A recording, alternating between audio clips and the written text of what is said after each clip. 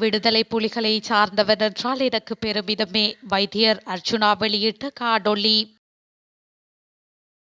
விடுதலை புலிகளால் பதுக்கி வைக்கப்பட்டிருந்த ஆயுதங்கள் கண்டுபிடிப்பு. பணி புறக்கணிப்பில் ஈடுபட்டு தொடரோது அதிகாரிகளுக்கு பதவி விலகல் கடிதம் தயார்.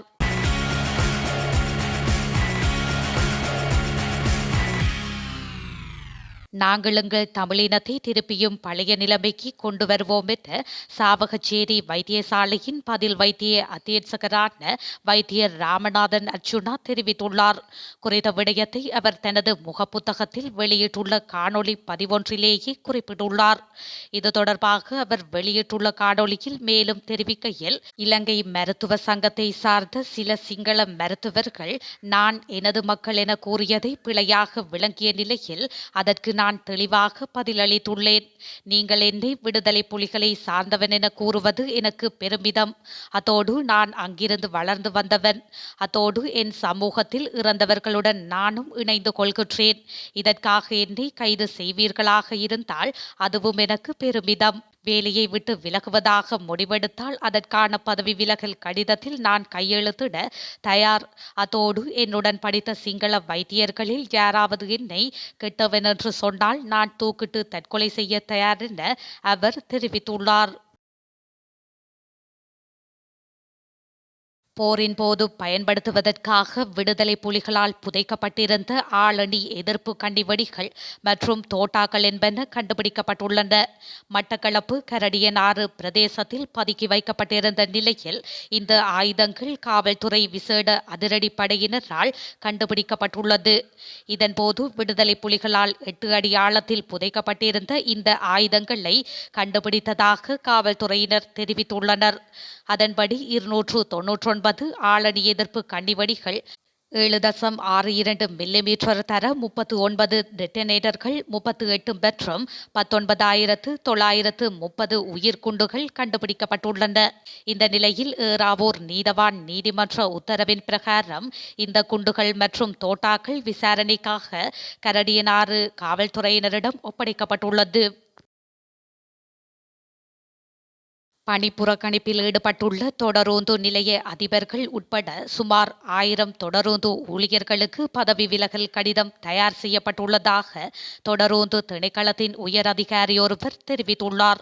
இது தொடர்பில் அவர் மேலும் தெரிவிக்கையில், தொடரோந்து நிலைய அதிகாரிகள், தொடரோந்து கட்டுப்பாட்டாளர்கள், துணை தொடரோந்து நிலைய அதிபர்கள் ஆகியோர் வேலை நிறுத்தத்தில் ஈடுபட்டுள்ள அதிகாரிகளுக்கு பதவி விலகல் கடிதங்கள் அச்சிடுவதற்கு அனுப்பி வைக்கப்பட்டுள்ளதாக தெரிவித்துள்ளார்.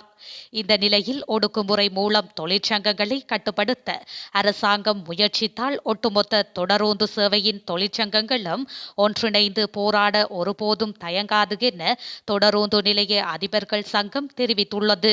தொடரோந்து ஊழியர்கள் எந்த ஒரு சந்தர்ப்பத்திலும் மோசமாக செயற்பட மாட்டார்கள் எனவும் தமது கோரிக்கைகளுக்கு விரைவில் தீர்வு காணப்படும் என நம்புவதாகவும் சங்கத்தின் தலைவர் சுமேத சோமரத்ன தெரிவித்தார். இல்லாவிடில் இன்று மாலை நிறைவேற்று சபை கூடி தேவையான தீர்மானங்களை மேற்கொள்ளும் எனவும் அவர் குறிப்பிட்டுள்ளமை குறிப்பிடத்தக்கது. என்னை பதவியிலிருந்து விலக்க நினைக்கின்றீர்கள் என்றால் அதை நீங்கள் செய்ய வேண்டாம். நானே விலகிக் கொள்கின்றேன் என சாவகச்சேரி வைத்தியசாலை வைத்தியர் அர்ச்சுனா தெரிவித்துள்ளார்.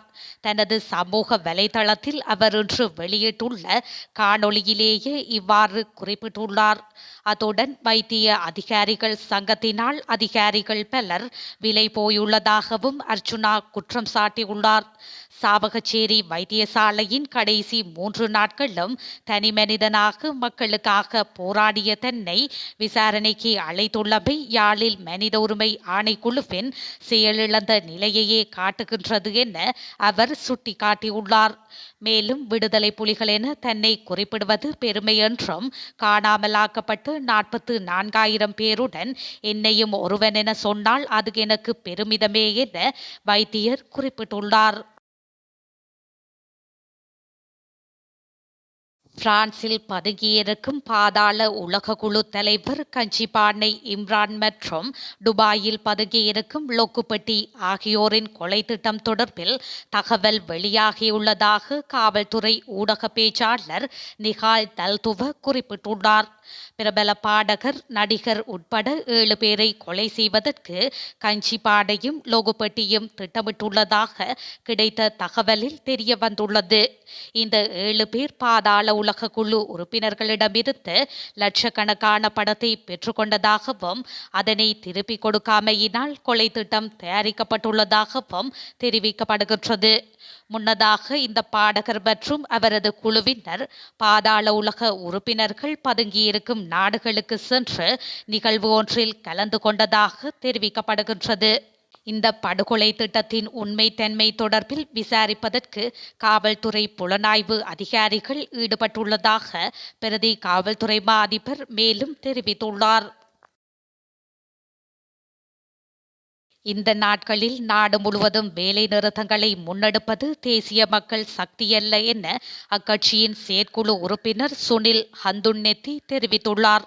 தேசிய மக்கள் சக்தியின் பொதுக்கூட்டத்தில் கலந்து கொண்டு உரையாற்றிய போதே அவர் இதனை கூறியுள்ளார். இந்த வேலை நிறுத்த நடவடிக்கைக்கு ஸ்ரீலங்கா அதிபர் ரணில் விக்ரமசிங்க தலைமை தாங்குவதாகவும் அவர் குறிப்பிட்டுள்ளார். வரவு செலவு திட்டத்தில் 25,000 ரூபாவினால் சம்பளம் அதிகரிக்கப்படும் என்று கூறியது அதிபரே எனவும் 25,000 ரூபாவை ஒரு பிரிவினருக்கு வழங்கி மற்றொரு பிரிவினருக்கு வழங்காமல் விட்டதும் அவரே என்றும் ஹிந்துன்னெத்தி கூறியுள்ளார்.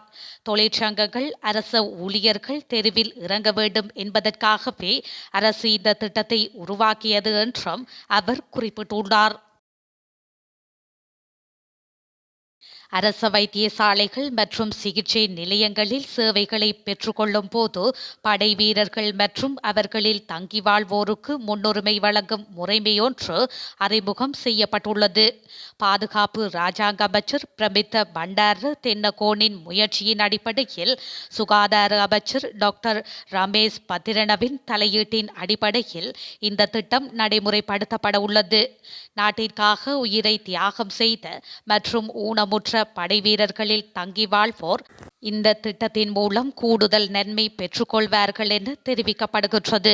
மருத்துவ சேவைகளை பெற்றுக்கொள்வதில் படை வீரர்கள் எதிர்நோக்கிய நெருக்கடிகள் தொடர்பில் பாதுகாப்பு இராஜாங்க அமைச்சர் கவனம் செலுத்தி அதற்குரிய தீர்வு திட்டம் ஒன்றை வழங்க தீர்மானித்துள்ளதன் அடிப்படையில் விருசர சிறப்புரிமை அட்டை எனும் ஓர் அட்டை முறைமை அறிமுகம் செய்யப்பட்டுள்ளது.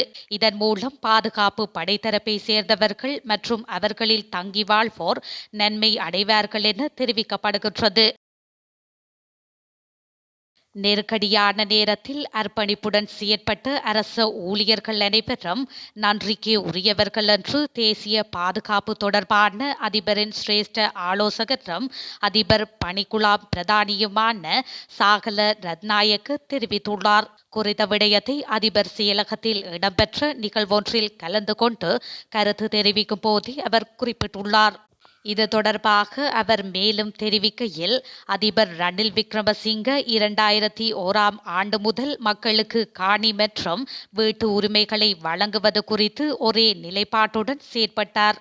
ரணில் விக்ரமசிங்க அதிபர் பதவிக்கான நிறைவேற்று அதிகாரங்களை பெற்ற முதல் சந்தர்ப்பத்திலேயே மக்களுக்கு முழு உரிமையுள்ள காணி உரிமை பத்திரங்கள் வழங்குவதை துரிதப்படுத்துவதற்கு நடவடிக்கை எடுத்தார். இது தொடர்பான சட்டங்கள் மற்றும் அமைச்சு பத்திரங்களை தயாரிக்க அறிவுறுத்தல்கள் வழங்கப்பட்டன. எனவே இன்று மக்களுக்கு காணி உரிமை மற்றும் வீட்டு உரிமை வழங்குதலாகிய 2 வேலை திட்டங்களையும் வெற்றிகரமாக செயற்பட முடிந்துள்ளது.